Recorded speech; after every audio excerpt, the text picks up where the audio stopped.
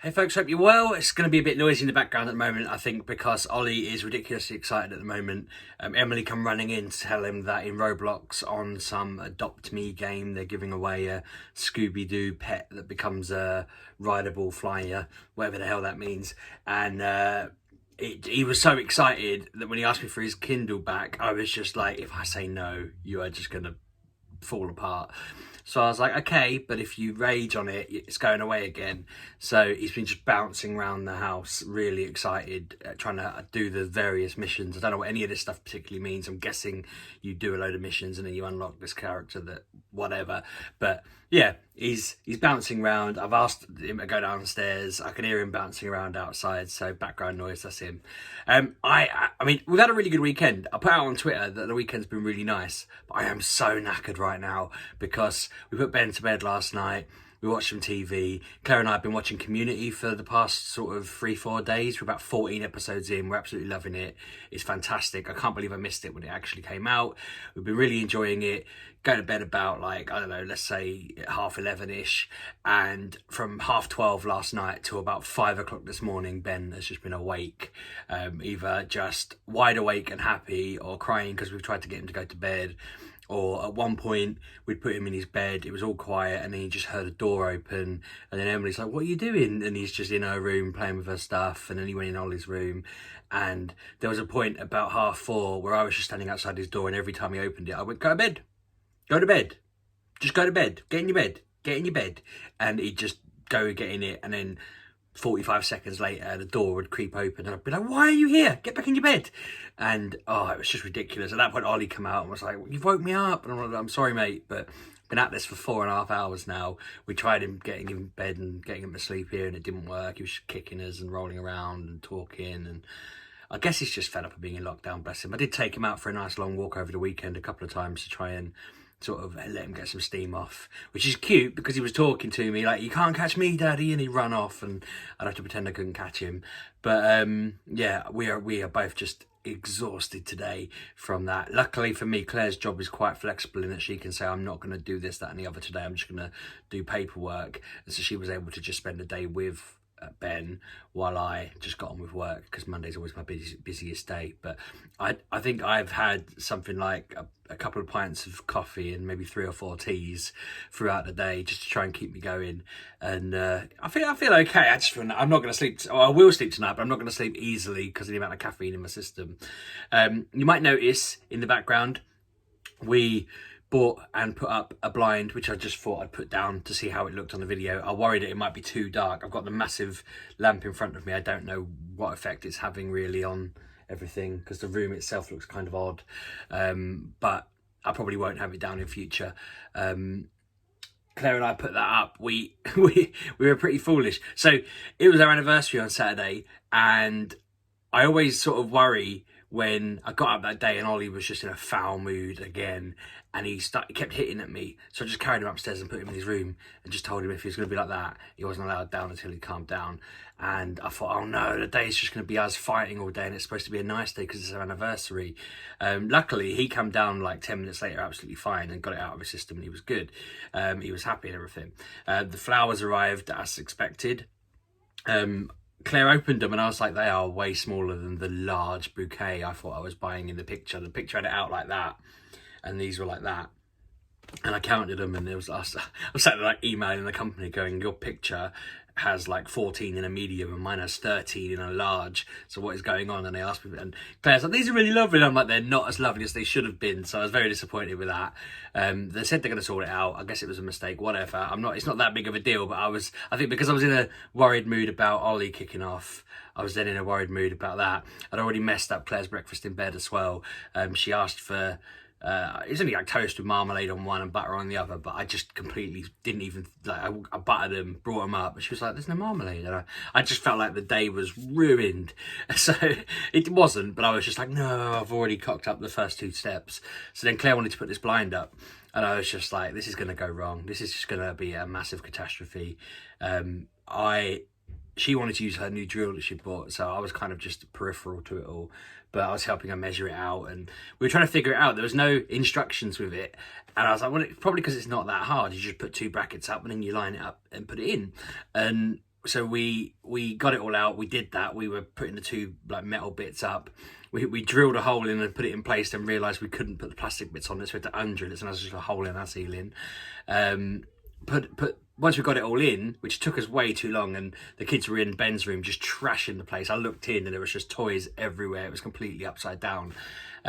We come back, did it, put it up, and then when we finally undone it all and unrolled the roller, the instructions just fell out of the roll. We were like, oh, like we hadn't checked. But we managed to do it all without ruining the house. There is a lump of plastic I've pushed into the hole we made on the wall, which won't bother us, but I guess whenever we come to eventually sell, whoever buys it will be like, why is there just a piece of plastic like pushed into this hole? I said to Claire, we can either polyfill it, which involves buying polyfiller and doing it, or I can just push this in there. And before she'd answered, I'd just gone, and the hole's covered, it's fine, we don't care. So that's nice. It's making our room nice and dark. I love it. The first night we closed it all off, I was just going around. I found I had like a little red light here that just made the whole room seem red, which I've never noticed before. Just covered that up, covered up my phone charger so that doesn't make the room green. It was weird actually. So the PlayStation makes it orange. It's like I've just had to position stuff just right to make the room just be black. Once I'd got it black, I was on the other side of the room and I couldn't find my way to the bed. I was just like stumbling over everything. But it's been lovely having it was lovely having the night before last in pitch black sleeping. Last night we didn't get the benefit of it because Ben was in here and he was running riot and it was just horrible. But I'm looking forward tonight to a completely dark, hopefully undisrupted night's sleep. I put on Twitter, we had an absolutely perfect Sunday in that Claire did some painting in the garden. She was painting some stuff white. We've got some like brown furniture that she thinks will look better white. She's right, it looks awesome.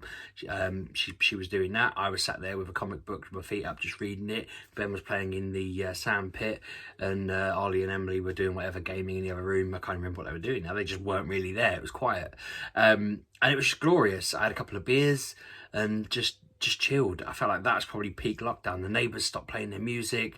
They've been having a patio put in, so they've not been out. And I'm thinking, I almost want to delay their project so they can't sit out there again, because without them there, it has been bliss.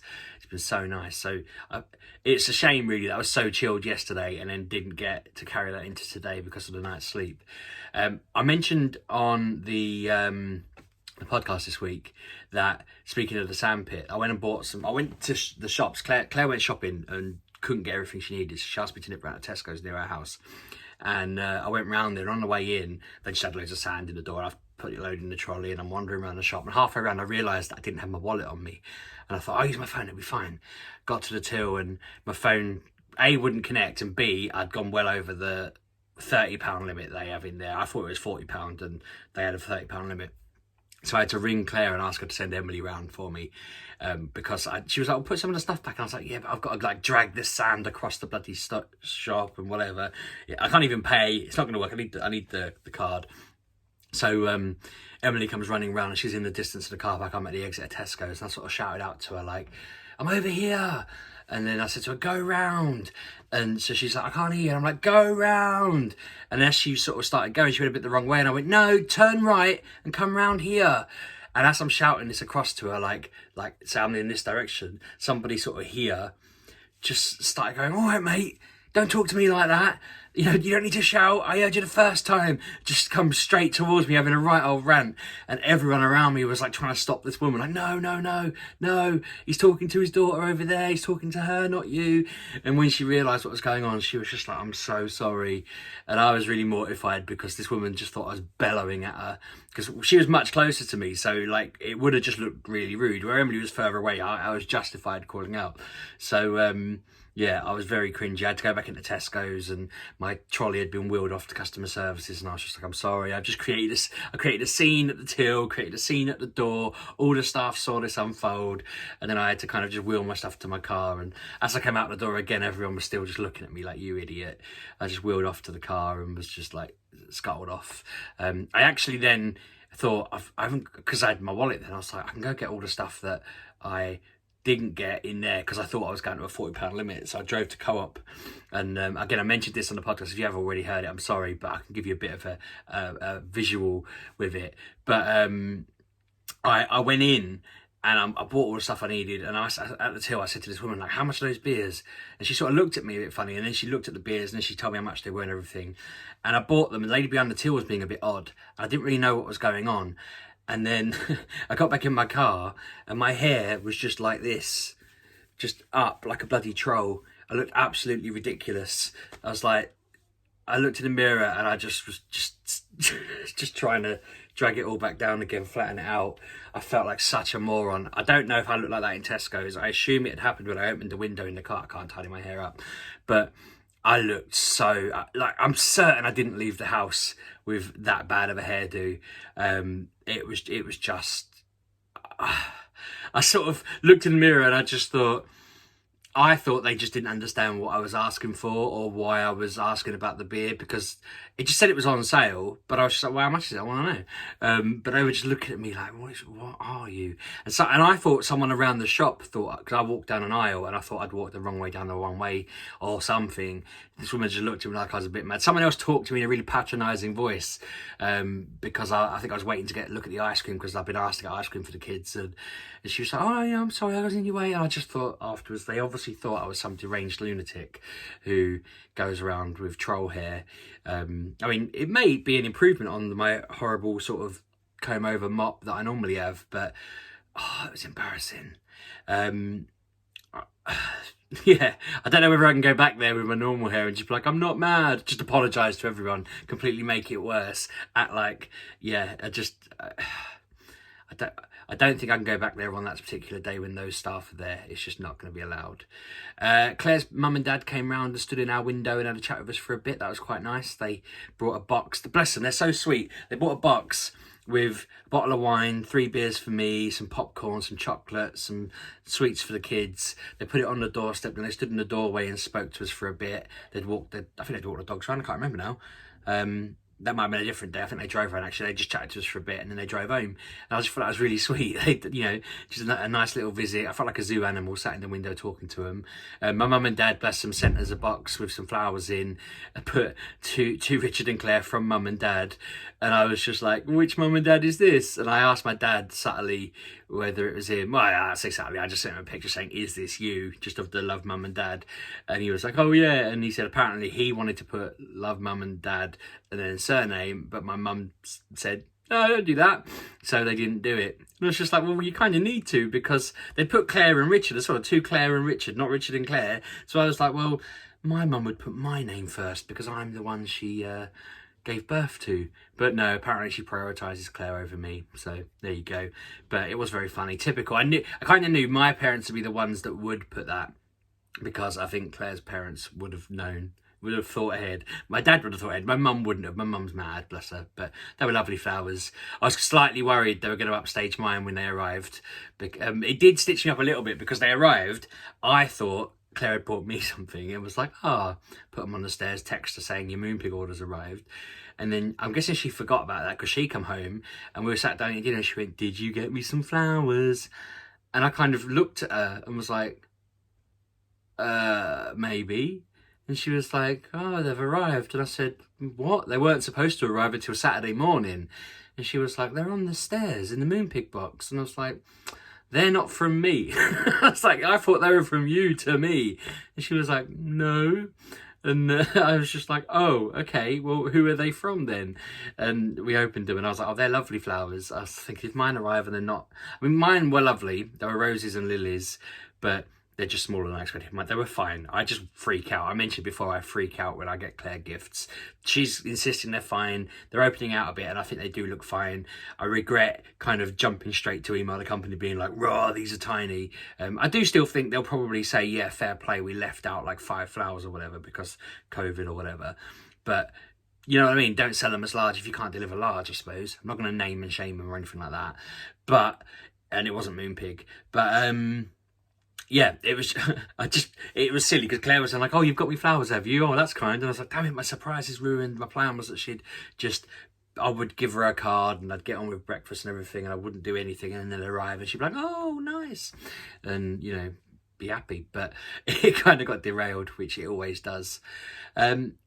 I don't think we did anything else over the weekend other than that. It's been a nice chilled one.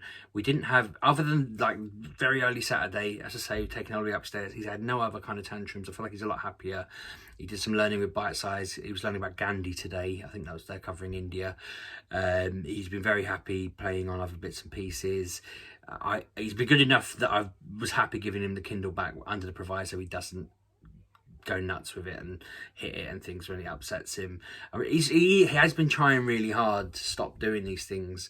He's, we've had a good chat about him acting like a 7-year-old now, and I feel like he is obviously a bit behind on a lot of maturity because of just, controlling his emotions, and a lot of that is because he's already trying to control so much other stuff.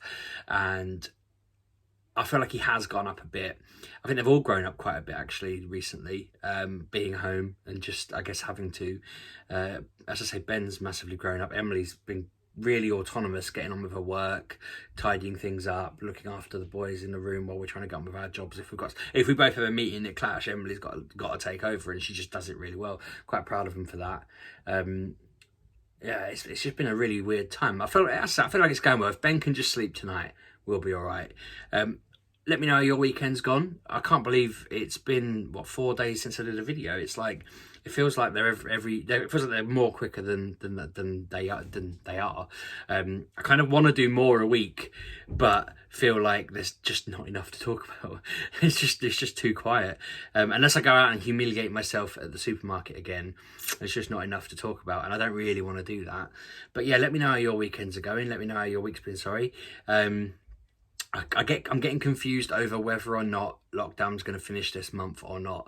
I got loads of people saying that their businesses are going back to work in a fortnight. Builders are apparently going back to work. My mate has to get the train into London for the NHS every day, and he said today was rammed. It's the busiest he's seen it since lockdown started, and apparently all the Costas are getting rammed. All the my mate was going to M&S to buy his groceries. The M&S small shop. Apparently they had enough stuff that he could, he lives on his own, he could feed himself from there. And he said normally there's one person in the queue. Today he had to queue down the road. So it just feels like everyone's decided they're not locking down anymore. But I kind of assumed we'd be like this for at least another month. And I feel like when everything's going well, it's actually all right. It's actually suiting us a bit because we don't have the drama of will Ollie have problems at school. We don't have the drama of just dealing with all the extra commuting and picking up the kids from nursery and whatever thing. I mean, I still think we'd all be happier getting back to some sort of normality, but I'm kind of enjoying the family time still. I am very much enjoying the family time still, and I'm hoping it at least goes on for a few more weeks. Obviously I get that people are in different positions to me. For me personally, I'm not missing out on income or anything like that. I get that a lot of people are chomping at the bit to get back to work, but I don't know. It's complicated, and I feel like I don't know where we stand at the moment. I haven't seen tonight's update. There might have been a very concise, clear update that says this many more weeks or whatever, but I don't know. I don't really want to send the kids back to school at any rush either because it just sounds unworkable. Someone, I think it was Claire, was saying to me she doesn't think she's betting that school won't be able to take Ollie back straight away because we keep hearing people talk about social distancing and kids having to sit further apart and the potential for different days in and different days out. I've read that the government have proposed easing EHCP laws to make things more workable for everyone, which basically means people on EHCPs get shafted and don't have to be given everything they want to be given if you're reading it correctly. I'm a little bit nervous that would mean that school would say just keep him home, and I mean work could be understanding, I guess, but it's just a bit crummy if they say, oh, he can't come in because we can't keep him 2 meters away from everyone else. He struggled really badly when my mother-in-law visited out front. He wanted to go out. He actually did go out, but we made him go right, and he had to walk around the car and come back in. He just couldn't relax until he'd done it.